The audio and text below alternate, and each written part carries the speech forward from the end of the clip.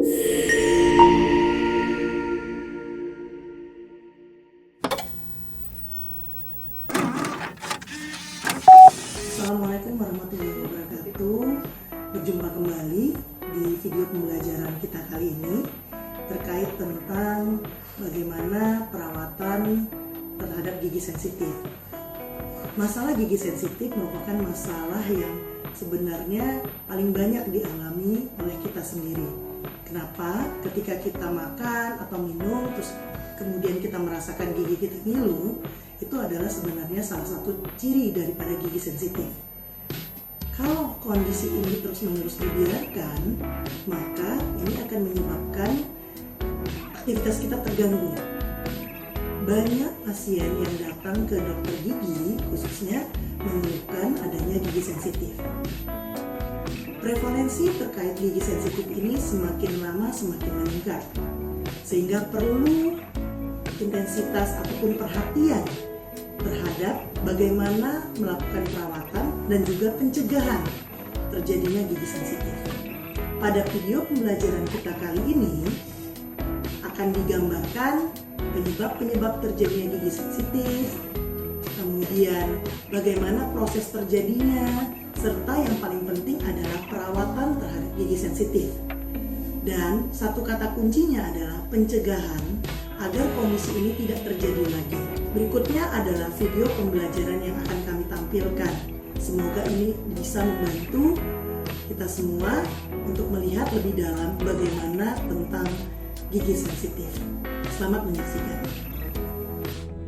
Video ini disusun di bawah bimbingan oleh Dr. Gigi Pitulandari, SPSI, SPPerio, Spesialis MP Konsultan, dibuat oleh Dr. Gigi Yulia Karen, saya sendiri dengan rekan saya Dr. Gigi Ferawati Asari, Putri Rahmi Joytuna, Brandem Julio Halim, dan Yolanda Elisa Siregar.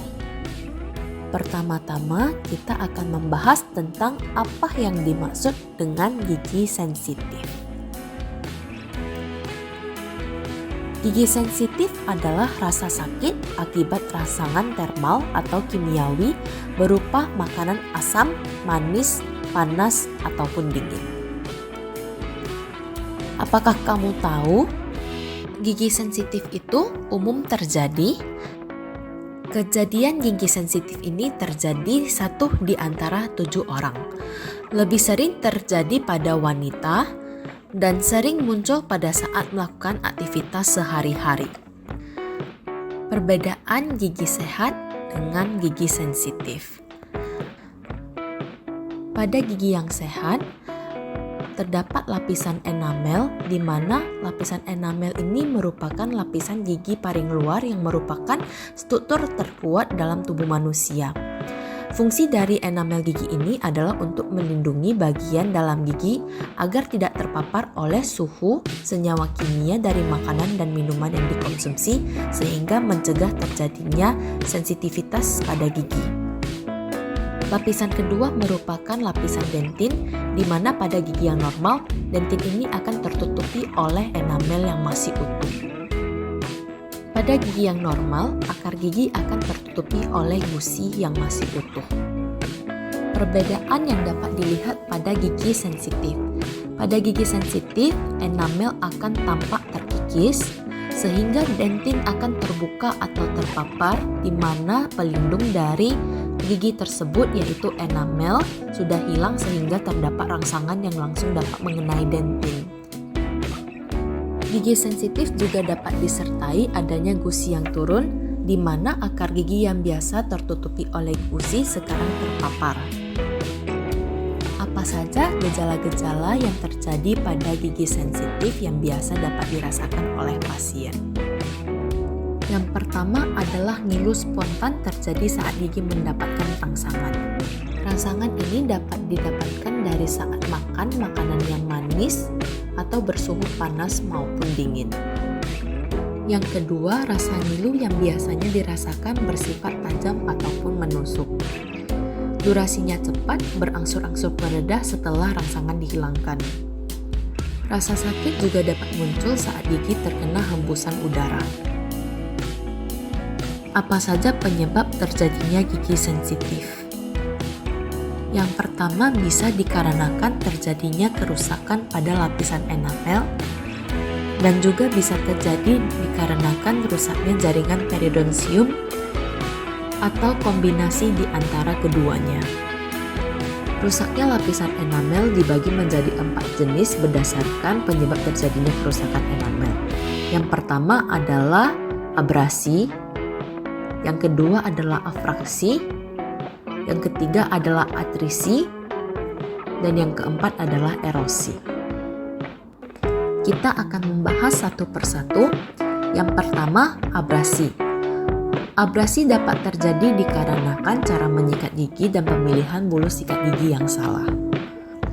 Penyikatan gigi yang terlalu kuat dan menekan, gerakan yang panjang-panjang, dan pemilihan bulu sikat gigi yang kasar dapat mengikis permukaan gigi.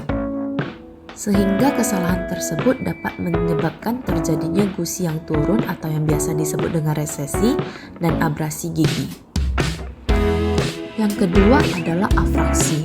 Afraksi terjadi dikarenakan tekanan oklusi yang berlebihan sehingga menyebabkan terjadinya kerusakan dari lapisan terluar gigi yaitu enamel.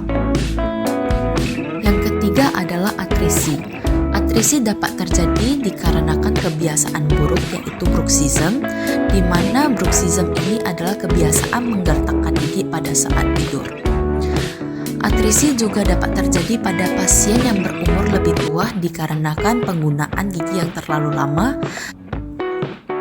Tanda dari atrisi adalah bentuk gigi yang hilang, gigi yang tampak memendek, dan gigi yang tampak rata.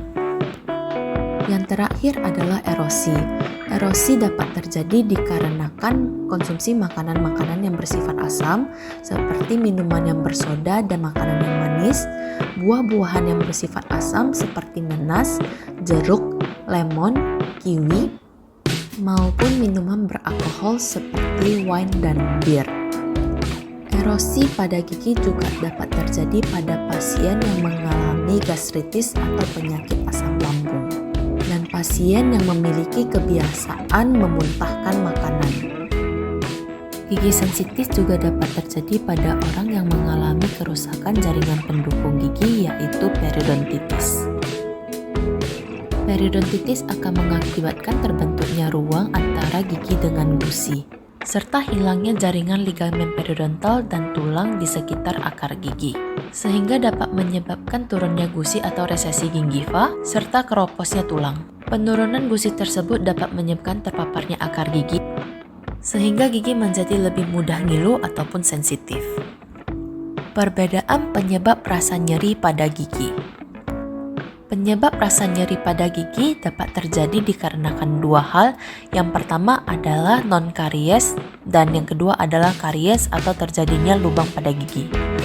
Pada karies gigi, lesi karies diakibatkan oleh bakteri dan dapat dirawat dengan penambalan atau restorasi pada gigi. Berbeda dengan lesi non-karies, di mana lesi non-karies dapat terjadi karena bagian dentin gigi pada mahkota akar maupun akar gigi tersingkap dan memerlukan perawatan yang tergantung pada penyebab terjadinya. Nah, cara mendeteksi keadaan gigi sensitif. Yang pertama adalah dengan cara perhatikan daerah cedera pada gigi ataupun pada gusi.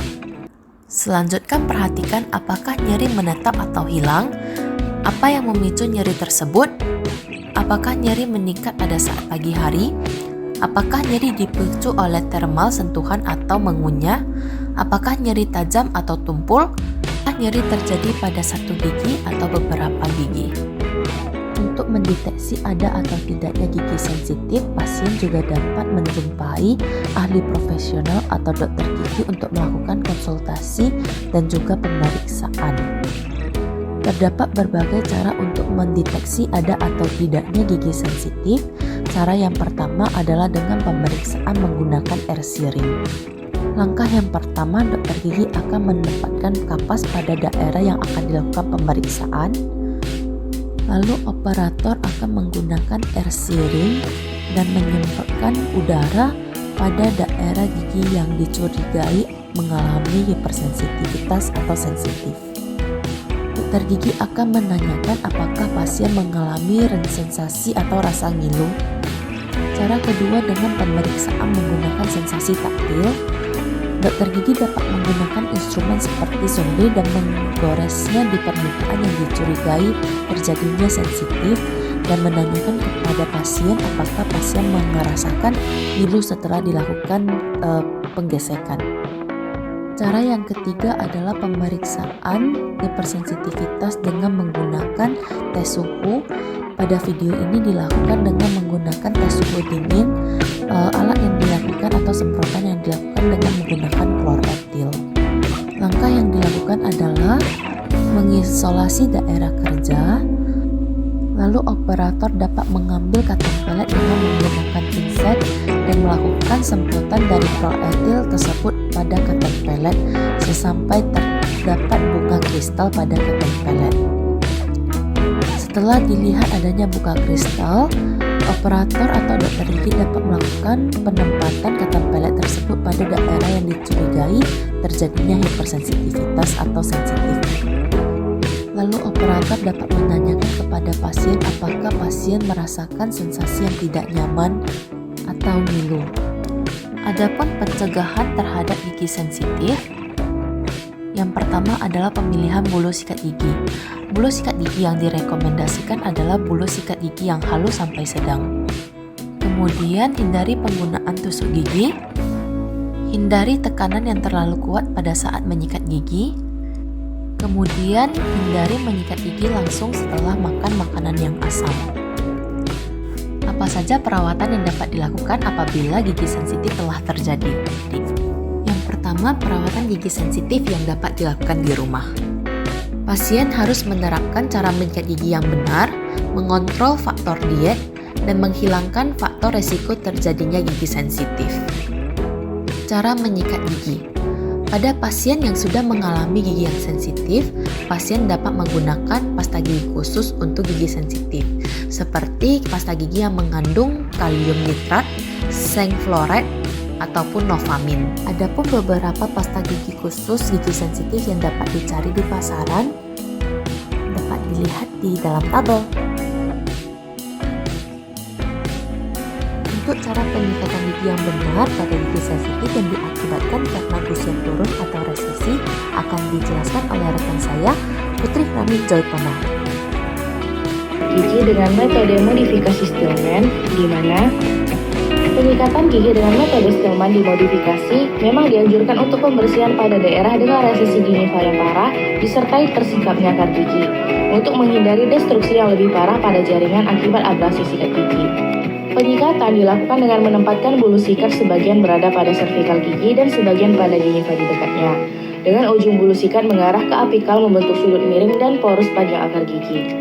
Bulu sikat ditekankan ke arah gingiva sehingga gingiva terlihat pucat. Sikat gigi kemudian digerakkan maju mundur pendek-pendek sebanyak 20 kali pada setiap posisi sambil bergerak ke arah koronal sepanjang gingiva cekat, gingiva bebas, dan permukaan gigi.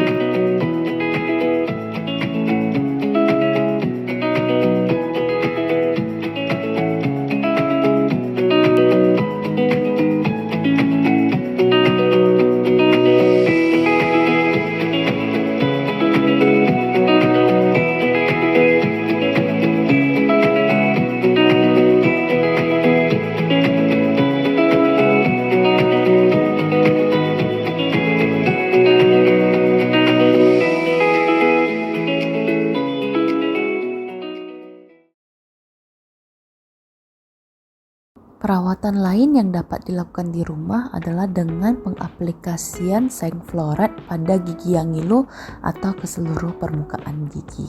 Selanjutnya, makanan yang perlu dihindari dan dikontrol dapat dilihat pada tabel berikut.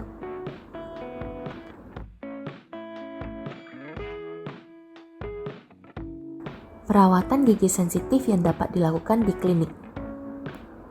Perawatan gigi sensitif yang dilakukan di klinik dapat dibagi menjadi 3 bagian atau 3 perawatan, yaitu yang pertama perawatan minimal invasif, yang kedua adalah perawatan yang invasif, dan yang terakhir adalah perawatan blok transmisi saraf. Untuk perawatan minimal invasif dapat dilakukan aplikasi bahan aktif seperti bahan aktif oksalates, varnis cavitas, strontium chloride, composite resin, gluma, ataupun kalsium hidroksida.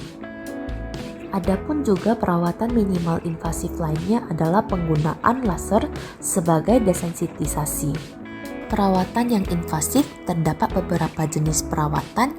Yang pertama adalah pulpotomi, yang kedua adalah penambalan resin komposit, yang ketiga adalah cangkok jaringan lunak untuk menutupi akar gigi yang telah terpapar. Perawatan blok transmisi saraf dilakukan apabila perawatan minimal invasif dan invasif tidak dapat mengurangi rasa nyeri, sehingga perawatan blok transmisi saraf dapat dipilih, yaitu adalah perawatan saraf atau root canal treatment, perawatan saluran akar, ataupun dilakukan pencabutan gigi. Ini tiba saatnya kita di akhir dari video pembelajaran ini. Saya rasa kita semua sudah memahami bagaimana penyebab, proses terjadi, perawatan, dan pencegahan terhadap gigi sensitif. Semoga dengan adanya video pembelajaran ini dapat memotivasi kita, kemudian meningkatkan antusias kita untuk tetap melakukan kunjungan ke dokter gigi dan tidak menyepelekan bila kondisi-kondisi gigi sensitif ini terjadi. Demikian video pembelajaran ini, semoga bermanfaat bagi kita semua. Saya tutup dengan wabillahi taufiq wal hidayah. Wassalamualaikum warahmatullahi wabarakatuh. Terima kasih.